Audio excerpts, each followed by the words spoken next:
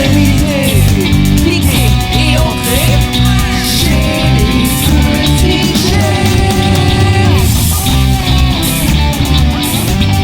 Soyez les petits chefs. Bonjour à la maison, j'espère que vous allez bien. Si vous ne me connaissez pas, mon nom est Pat et bienvenue sur une nouvelle vidéo de la chaîne Les Petits Chefs.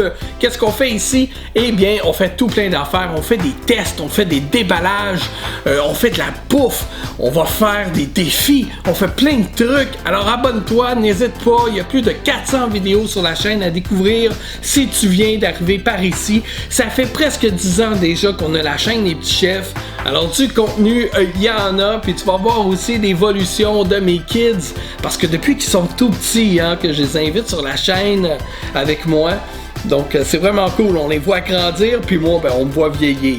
Et qu'est-ce qu'on fait aujourd'hui? Pourquoi je suis tant excité que ça? Si vous me connaissez, vous savez, je trippe sur Ghostbusters depuis mon enfance. Et regardez ma vitrine, elle est belle, hein?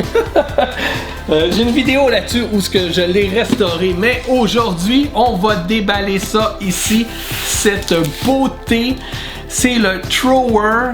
En fait, c'est le fusil qu'on retrouve dans le film Ghostbusters Afterlife, qui est même pas sorti encore. La sortie du film est prévue pour mars 2021. Et que j'ai hâte de voir ce film-là. J'ai vu les previews puis ça a l'air tellement bon là. Wow! OK, alors là-dedans, on a le fusil Spengler. Alors Spengler, c'est qui? C'est Egon. C'est lui qui a construit les props, les fusils, les trappes, tous les outils pour capturer des fantômes. Et là, ici, on a une belle pièce qu'on va s'apprêter à ouvrir. Avant, on va regarder la boîte, parce qu'on va la comparer plus tard à celle de Matty Collector, qui eux aussi avaient sorti un thrower. Donc ça, on va voir ça un petit peu plus tard. Mais pour l'instant, là, on va regarder cette boîte-là. Ici, c'est écrit « Ne pas ouvrir ou mettre sur les rayons avant le 1er août 2020 ». Eh ben, je pense qu'on est correct, hein? On est le 26 septembre. J'ai hâte de découvrir c'est quoi. Là, je veux pas aller trop profondément avec mon couteau au cas où. Je veux pas briser une boîte s'il n'y a pas de protecteur en dessous du tape. Parce que j'imagine qu'il doit avoir une boîte, là. C'est sûrement pas déjà le fusil dedans, hein? Ça serait bizarre un peu. Oh, cool! On voit déjà le dessus de la boîte. Wow, malade! Le dessus, c'est quoi ça? Ok, ça fait partie du truc. Oh wow, on dirait une boîte de métal. On va y aller délicatement. Bon, ici on voit le dessous de la boîte. On va aller voir le dessus de la boîte. On dirait bien une boîte de métal, hein? C'est vraiment cool. Alors, c'est produit par Hasbro. On le voit bien ici. Là, vous voyez le derrière de la boîte. Je vais l'approcher pour qu'on puisse mieux voir le carton ici. Donc là, vous voyez toutes les fonctions du fusil. Donc, son et lumière, ça va être vraiment le fun. De ce côté-là, on voit maintenant le devant. Donc, on voit que c'est écrit Spengler's Neutrona Wand Plasma Series. Ça fait partie de la série Plasma, des figurines Plasma que j'ai reçues il y a déjà 2 mois, puis que j'ai pas encore ouvert parce que, bon, vous savez qu'on avait passé au feu, puis que là, on est revenu dans notre logement, on était enseveli de boîtes qu'il fallait replacer. C'est ça, là, on est placé.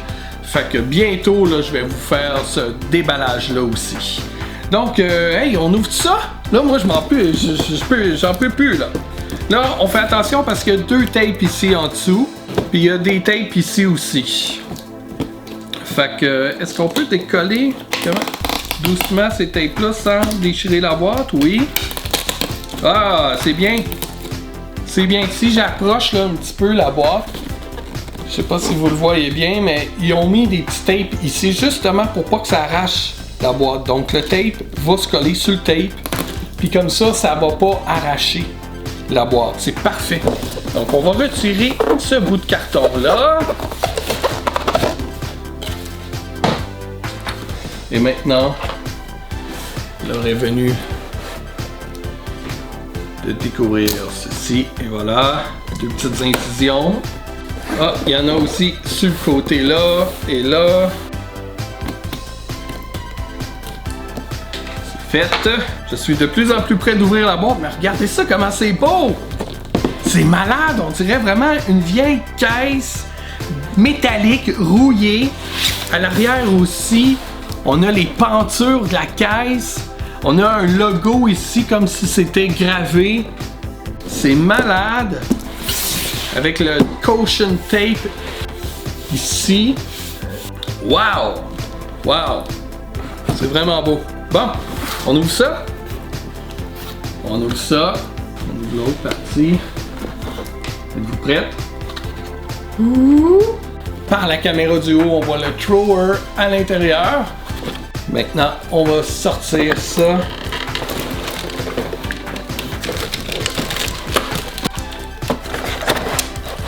Ça. On a des trucs à l'intérieur. On va mettre ça de côté. Et on a aussi les instructions.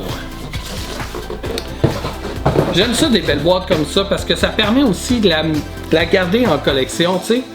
Si vous voulez exposer votre fusil de même, ben vous mettez la boîte derrière ou vous le mettez sur votre boîte, tu sais. Ça fait super beau.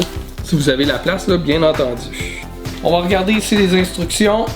Spengler's Neutron Wand. Ah. On voit ici qu'il y a un petit cap à dévisser. Il y a un truc qu'on peut retirer pour mettre des piles à l'intérieur. Ah, c'est pratique, c'est dans le poignet. Parce que celui de Matty Collector, c'était pas comme ça, c'était en dessous. Mais ça, on va voir ça plus tard. On voit aussi comment monter le support. Puis là, tout ce qu'on peut faire avec. Donc ça, on va explorer ça. Là. On n'a pas besoin du manuel pour ça. On a le papier ici de mise en garde. Et ça, les détails là, pour savoir par qui c'est fabriqué, etc. Bon, moi, c'est cette bike-là qui m'intéresse. Mais avant, tiens, on va regarder ça ici. C'est le stand, le support. On va le déballer. Alors, c'est pas mal en plastique. Regardez ça, c'est quand même joli, hein? Vous pourriez aussi peinturer, là, pour qu'il y ait un fini métallique dessus. C'est très cool, là. J'imagine qu'ici, on a les autres bouts exactement pour pouvoir le monter. Voici toutes les pièces. Ça doit pas être très compliqué. Et on a un truc ici. Je sais pas trop c'est quoi ça. On va le voir plus tard, mais je pense que ça va au bout du fusil. Ça pourrait peut-être donner une option pour le raccorder à un Proton Pack. Est-ce que Hasbro prévoit nous faire un Proton Pack? Ça serait malade. Alors, on va monter ce petit truc-là, puis je reviens après. Et voilà, c'est fait, c'est vraiment pas compliqué à monter, super facile.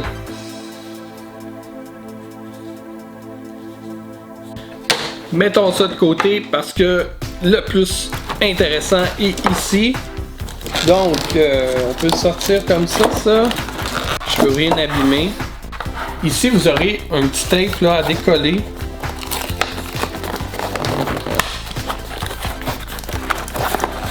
Pour le sortir de cette façon-là, parce que sinon, le fil passe entre et on peut pas sortir la pièce.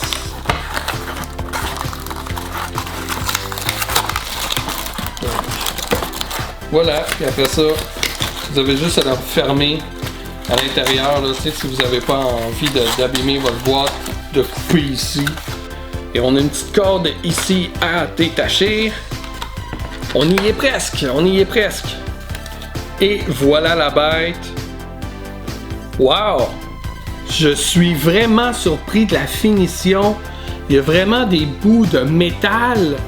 Ici, regardez ça aussi. C'est vraiment en métal, c'est pas en plastique. Les boutons sont vraiment en métal, c'est pas du plastique comme Matty. C'est vraiment beau. En dessous, on a un V-hook en métal, on a un crochet. J'ai vu des photos, puis la poignée sur les photos, elle me semblait orangée, puis je trouvais que c'était comme trop orange flash, mais non, finalement, c'est parfait, la poignée est belle. Elle n'est pas trop orangée. Elle a l'air, tu sais, vieillot, là. Un brun vieillot, là. Le maintien aussi, il est réaliste. Il est quand même un peu lourd, là. Il n'est pas aussi léger que celui de Matty Collector. Puis ici, derrière, on voit qu'on peut déboucher ça pour venir y mettre ce petit bouchon-là afin de raccorder une hose qui peut-être va pouvoir s'accrocher à un Proton Pack. Ça serait vraiment fou, ça. Peut-être qu'Hasbro prévoit pas sortir de Proton Pack non plus, là. Mais ils ont sûrement pensé à toutes les Ghost Heads qui se créent des Proton Pack et qui voudraient peut-être attacher ce fusil-là à leur Proton Pack. Donc, c'est vraiment bien pensé. Hey, la finition est belle. Il a vraiment l'air usé. Puis quand on touche, là, on sent ici en dessous, tu sais, comme du métal là, qui est en train de rouiller, là, ça va boursoufler un peu. On le sent. Waouh, la finition est vraiment belle.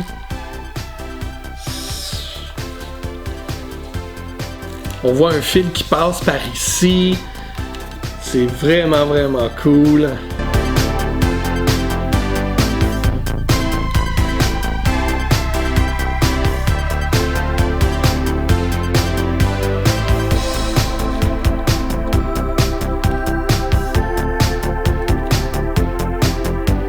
Hey, le clipart ici qui a l'air magané. Wow! Parce que dans le film Ghostbusters Afterlife, selon la bande-annonce, j'ai l'impression que c'est le vieux thrower de Spengler que les enfants vont retrouver. Fait que c'est pour ça peut-être qu'il est dans cet état-là, là, tu sais, un peu magané, là, comme s'il y avait eu beaucoup de services avant de nous quitter. Même l'embout ici, il a l'air beaucoup plus réaliste que celui fait par Matty Collector. On essaye-tu d'allumer ça, voir?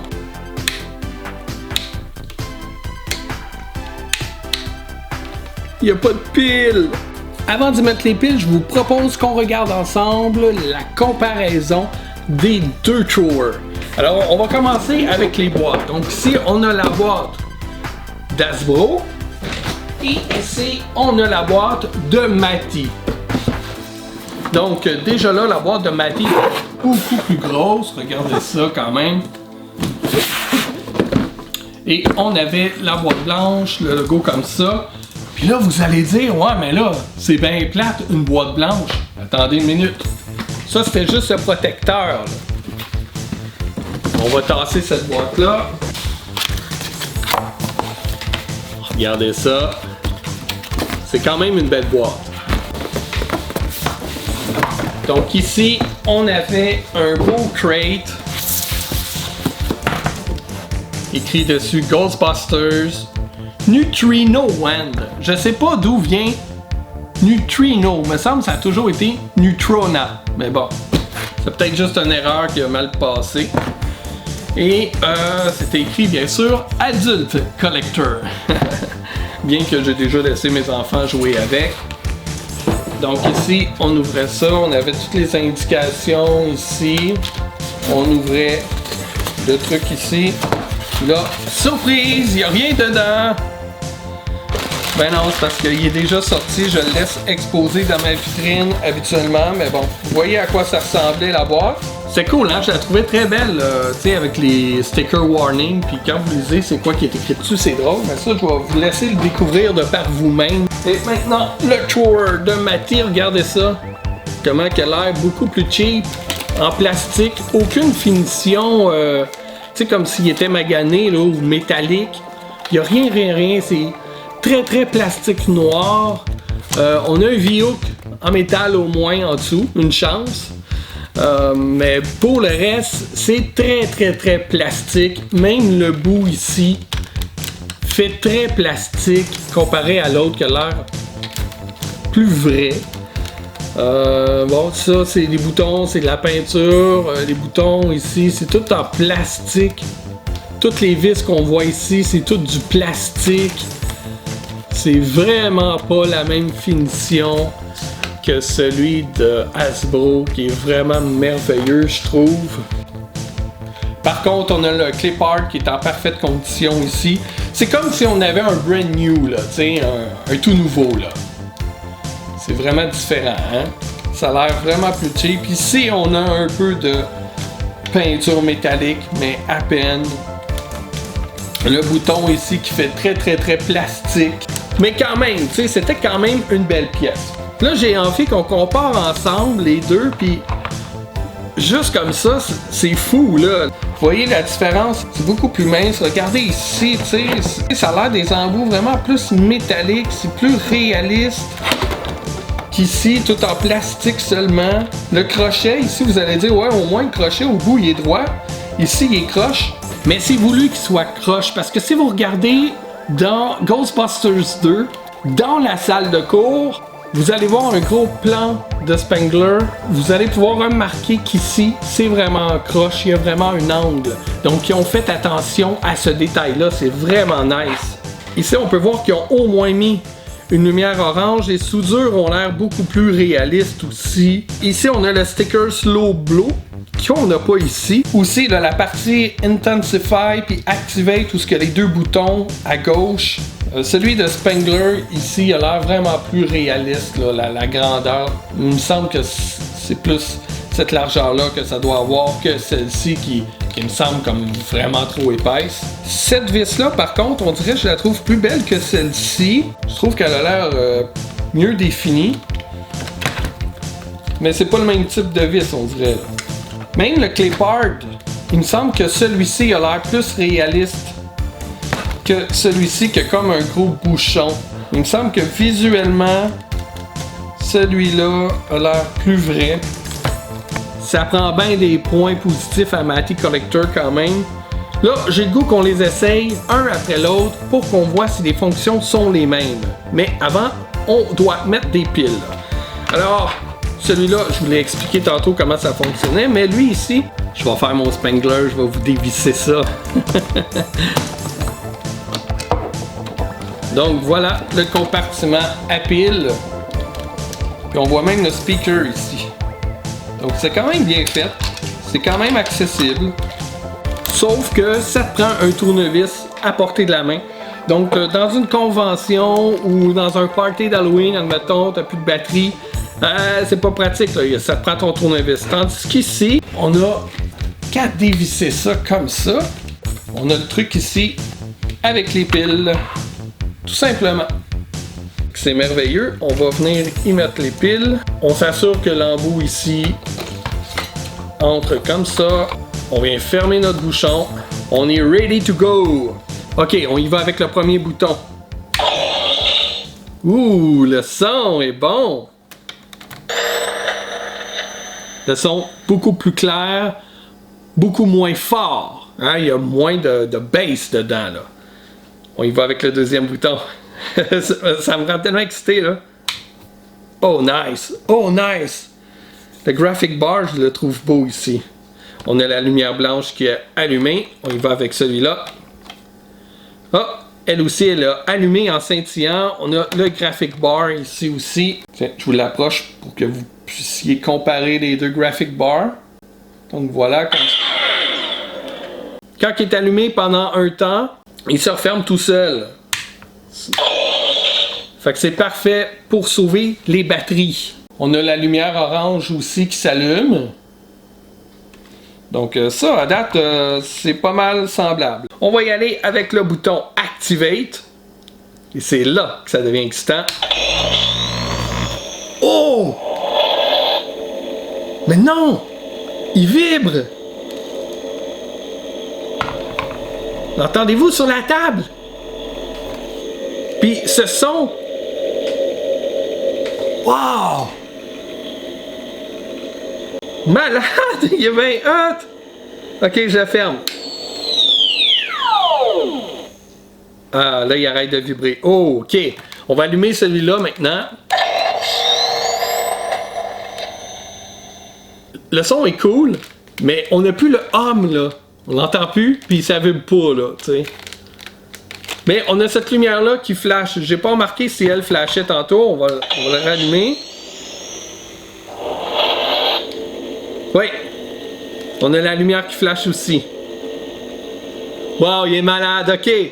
OK, là... Oh! Regardez, j'ai tourné le bouton ici. Puis là, le hum, il est moins fort. Ah, ça, vous le rentrez à la main. Puis vous déclenchez avec ça ici.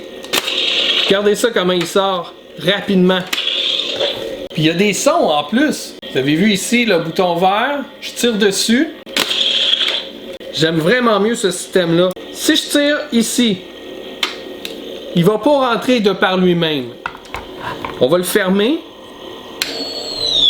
En attendant, ici, si on appuie le bouton vert, vous voyez, ça le fait sortir.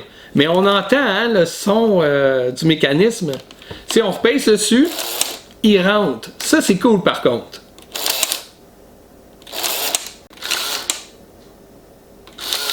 Mais tu sais, il sort, mais il sort lentement. Sincèrement, on dirait moins qu'on a une machine qui est prête à attraper un fantôme avec ça. Là. Ce que je veux dire, c'est que, je sais pas, il n'y a pas de fil. Il n'y a rien là, qui se passe. Il n'y a que de la lumière là, présentement. On va appuyer sur le bouton. Puis là, vous voyez les lumières rouges et bleues. Ici, on voit que ça flash aussi. Quand on tire ici, on peut voir le bar graph qui va se remplir et redescendre quand on lâche le bouton. Maintenant, si on tourne ce bouton-là ici, là, l'intensité va être pas mal plus forte. On le sent vibrer vraiment plus. On voit aussi ici le bar graph, il est au bout complètement. Si je le retire, voilà, il redescend et se remet au bout. Si je le baisse, le bar graph va baisser un petit peu. Alors voilà, ça c'est celui de Mati. Maintenant, on va le voir avec celui-là ici.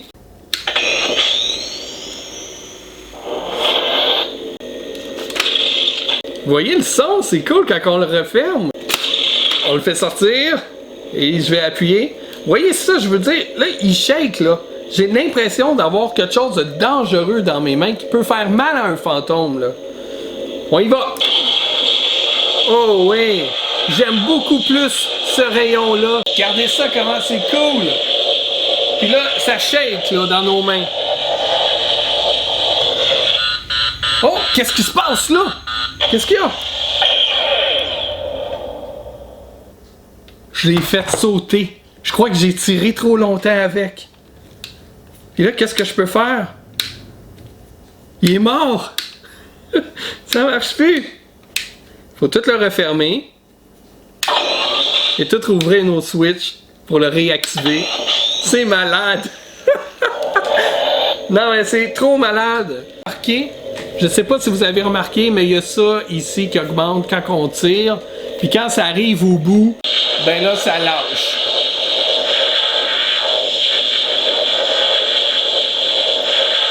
Et là, maintenant, on va tourner le bouton ici. Sentez le son qui augmente.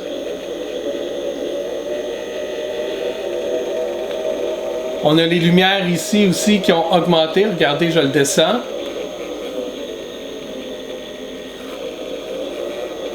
Là, on est en pleine puissance. On sent vibrer vraiment plus.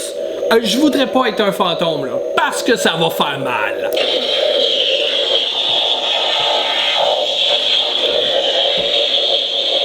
Wow! On sent la puissance. Malade. Mais quand on retire le bouton, ça fait pas un tiou comme Mati. Tu sais, comme un peu ça, là. Celui-là, ici. Quand on tire, ça on l'a pas ici. Je sais pas pourquoi. Et celui-là, il y a une fonction de plus. Si vous avez joué aux jeux vidéo, eh bien, vous pouvez appuyer sur ce bouton-là et ça change. Vous avez vu? Vous entendez le bruit? On dirait qu'il y a du slime qui se promène là-dedans, hein? Mais regardez ça.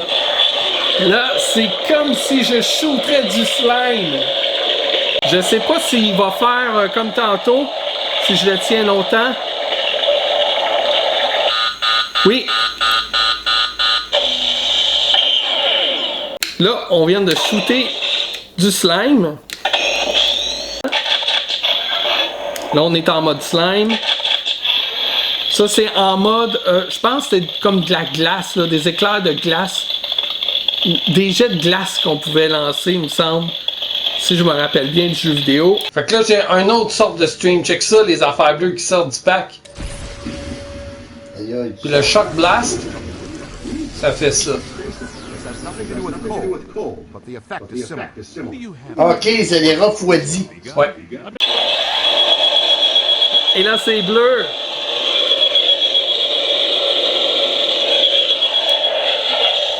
Et là, on y va avec le Bosom Stream. Ça, c'était des boules de feu qu'on lançait. Tu fais exploser le camion. Ouais, mais gars, ça me prend les Bosom Dart, là. Qu'est-ce qui est cool avec ça, c'est que c'est puissant, mais par contre, ça fait surchauffer tout de suite ton pack. Yeah. Ah ouais. Si on garde notre doigt dessus, regardez qu'est-ce qu'il fait. Ici, on tire juste un coup, il fait ça comme ça.